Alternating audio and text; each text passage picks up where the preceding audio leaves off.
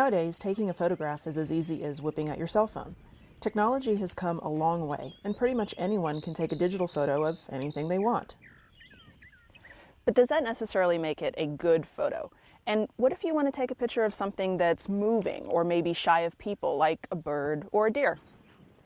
Nature and wildlife photography can be a fun way to document the activity on your property, not only for your personal enjoyment, but also as a way to take an inventory of the critters that use your land for food, shelter, raising young, or just as passage from one place to another. Knowing what is on your property can also help you determine how to manage your property. So let's start with some photography basics, like how to avoid bad photos. The most common reason for a not so great photo is camera shake. The best way to prevent camera shake is to use a tripod or steady yourself by leaning on something like a wall or tree when you make the shot. As a last resort, crouch down on one knee and support the opposite elbow on your other knee. This is known as the body tripod. Another reason for mediocre photos is poor composition. What I mean by composition is the way all the elements in your photo come together in a visually pleasing way.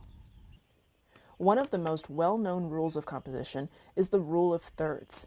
To follow this rule, imagine a grid dividing your scene into 9 equal parts.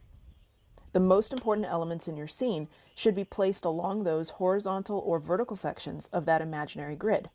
This tends to be more visually appealing than placing the primary subject of your photo smack dab in the center. Have you ever had photos turn out too bright or too dark? Or maybe the image is washed out because of the camera flash. This is usually the result of too much or too little light, often because the photo was taken at the wrong time of day.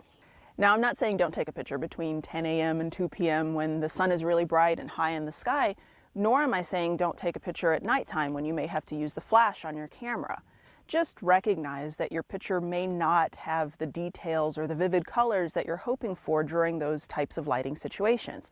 But the more you use your camera and the more you get to learn its settings, you will be able to eventually adjust for those types of lighting situations, and your pictures will be much better for them.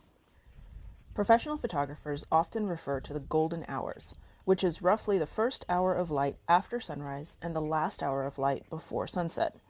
During these times, the sun is low in the sky and provides a soft, diffused light that produces less contrast and a warm glow in your photos. Plus, there's generally less activity by people around dawn or dusk, but significant activity by wildlife. So these are perfect opportunities to get some interesting wildlife or nature shots. Finally, one of the easiest ways to improve the impact of your photograph is simply to move closer to what it is you're trying to take a picture of. However, with wildlife photography, that's not always that easy. That's when a zoom or telephoto lens comes in handy. Zoom lenses allow you to magnify your image without getting too close and scaring it off. For amateur wildlife photography, a zoom lens up to a 300mm range is usually sufficient. Even if you're taking photos with a point-and-shoot digital camera or smartphone that cannot switch out lenses, you can still get a decent photo with a little practice and a lot of patience.